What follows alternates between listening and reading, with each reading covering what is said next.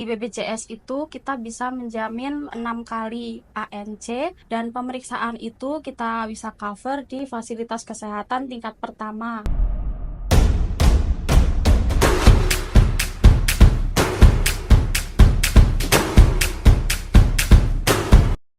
Assalamualaikum warahmatullahi wabarakatuh. Halo Sobat Jakwira JKN semua, selamat datang di podcast JKN Talks with Kaca Tegal.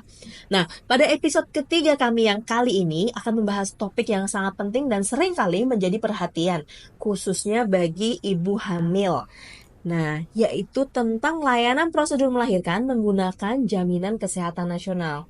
Tentunya Sobat Jakwira JKN semua juga pasti penasaran, bagaimana sih caranya melahirkan dengan menggunakan prosedur JKN? Oke, siang hari ini kita punya narasumber yang akan membantu kita untuk memahami lebih banyak bagaimana prosedur melahirkan dengan menggunakan JKN. Nah, di sini sudah kedatangan Mbak Anissa Suci, staf verifikator klaim BPJS Kesehatan Cabang Tegal. Selamat datang Mbak Anissa, apa Terima kabarnya? kasih Mbak Rita, baik, Alhamdulillah. Oke, Mbak Anissa, kita mau berbagi nih Mbak Anissa, mau menggali informasi tentang prosedur melahirkan menggunakan JKN. Supaya ibu-ibu hamil tuh juga sudah tidak was-was lagi. Ini gimana ya harus melahirkannya, bisa nggak ya ditanggung? Nah, kita mau bertanya lebih banyak nih Mbak. Jadi langsung aja mungkin bisa dijelasin bagaimana sih Mbak prosedur melahirkan menggunakan JKN? Oh, baik.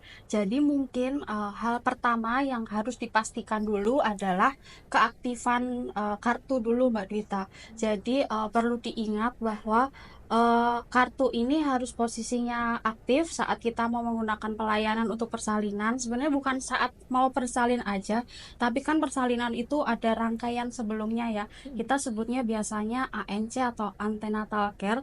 Jadi antenatal care itu adalah pemeriksaan pra persalinan.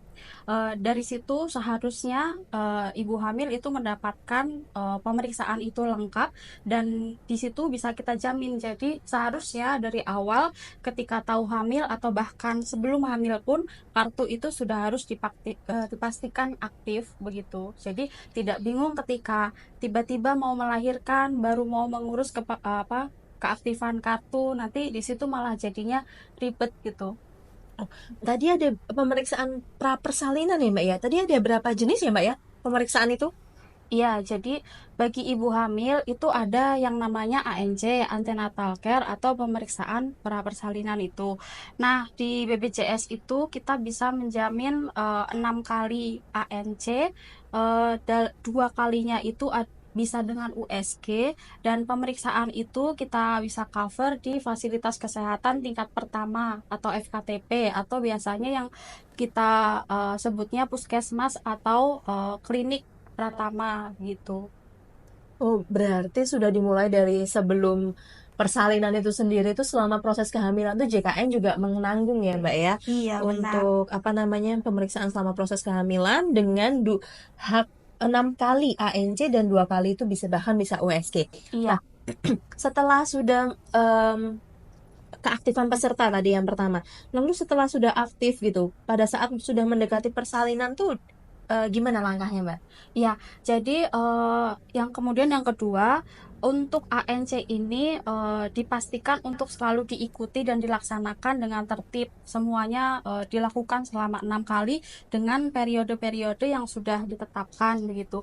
Kemudian setelah proses ANC ini selesai, ketika akan bersalin, sebenarnya untuk persalinan itu bisa kita cover di FKTP. Untuk persalinan spontan atau kita biasanya sebutnya persalinan yang tidak sesar itu namanya spontan, itu bisa di FKTP. Dengan penyulit pun, spontan dengan penyulit sebenarnya juga bisa di FKTP atau di puskesmas klinik itu tadi. Tapi kalau misalkan masuk ke dalam penapisan yang seharusnya tidak dikerjakan di FKTP, nanti akan mendapatkan rujukan ke rumah sakit gitu. Berarti tujuan pemeriksaan sebelumnya itu sebenarnya untuk mendeteksi ya, kira-kira apakah ada hal-hal yang terkait dengan kehamilannya ya. Ya, Jadi apakah nanti butuh operasi ataupun tidak seperti itu ya. ya. Nah, kalau misalkan nih Mbak, Kan itu kalau persalinan normal atau spontan kan tadi di FKTP ya? Ya, Berarti kan itu kalau misalkan tanda-tanda kehamilannya itu terjadinya tuh pas malam hari, pas FKTP itu tutup, itu gimana? kalau terjadinya di malam hari, kalau FKTP yang Ponet, puskesmas Ponet itu 24 jam.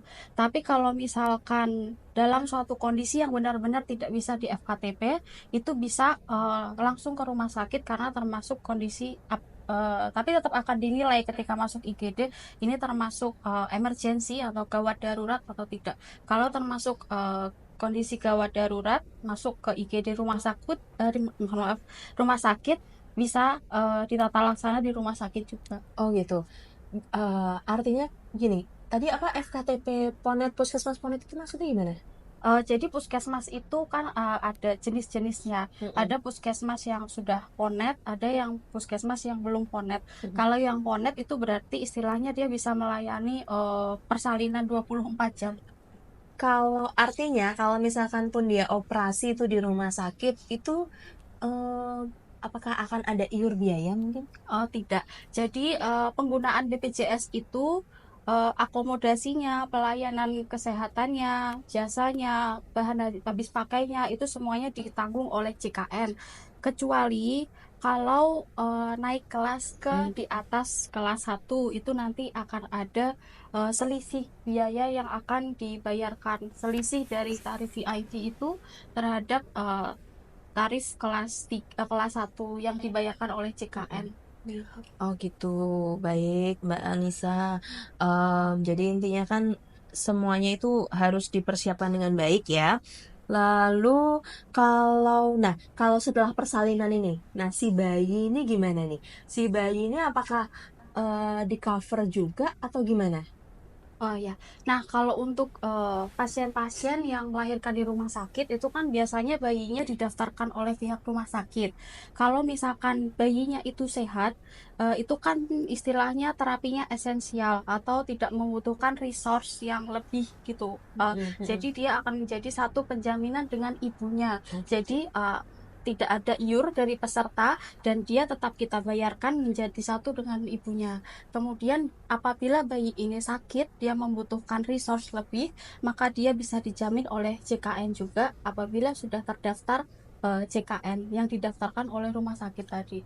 Berarti langsung dijamin ya apabila si bayi ini mungkin membutuhkan perawatan lebih lanjut ya? Iya. Oh gitu. Oke, rasanya kita cukup seru ya apa namanya informasi yang bisa didapatkan dari prosedur melahirkan dengan JKN ini. Nah, setelah proses persalinan itu berjalan dengan lancar, selesai, lalu apakah ada hak-hak yang bisa didapatkan oleh peserta JKN ini khususnya ibunya gitu? Iya, jadi kalau mengikuti alur atau prosedur yang seharusnya dalam proses pra persalinan, persalinan hingga pos persalinan itu tadi kan di awal ada ANC. Kalau di setelah persalinan itu ada namanya PNC atau postnatal care. Jadi itu adalah pemeriksaan untuk ibu nifas atau ibu yang setelah melahirkan dan juga bayinya begitu. Itu bisa dilakukan di FKTP, puskesmas atau klinik sebanyak 4 kali dengan jadwal yang sudah ditentukan. Menarik ya. Jadi intinya Sobat Jakwir JKN tidak perlu khawatir terkait dengan melahirkan dengan JKN. Prosedur mulai dari kehamilan, lalu prosedur persalinannya, hingga setelah persalinan pun JKN itu memberikan perhatian juga, memberikan hak lebih, yaitu kalau boleh saya rangkum itu 6 kali pemeriksaan di sebelum persalinan, 6 kali dengan 2 kali USG. Lalu setelah persalinan itu ada perawatan postnatal care ya, postnatal care, persalinan perawatan setelah persalinan itu dengan hak 4 kali yang dilaksanakan di FKTP. Nah, oke, Sobat Jakwira JKN, rasanya sudah cukup untuk podcast kita pada episode 3 kali ini. Nah, kita yang jelas, mungkin kita harus mendengar pesan-pesan dulu nih. Mungkin Mbak Anissa ada pesan untuk ibu-ibu hamil mungkin?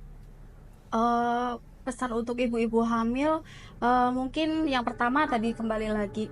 Jadi untuk persiapan persalinan ini mohon untuk mempersiapkan keaktifan kartu. Jangan sampai ketika benar-benar mau bersalin itu baru sibuk untuk mempersiapkan keaktifan kartunya begitu. Kemudian mengikuti semua prosedur dalam mulai proses sebelum persalinan hingga setelah persalinan dari ANC hingga PNC, agar semuanya itu bisa terdeteksi dari awal jika ada yang kurang baik begitu kondisi bayinya begitu. Oke, makasih Mbak Anissa atas waktunya di siang hari ini. Nah, Sobat Jakwira JKN, semoga informasi ini membantu ibu-ibu yang sedang mempersiapkan proses persalinan. Jangan lupa untuk selalu menjaga kesehatan dan mempersiapkan segala sesuatunya dengan baik, termasuk keaktifan JKN. Sampai jumpa di JKN Talks with KC Tegal berikutnya. Wassalamualaikum warahmatullahi wabarakatuh.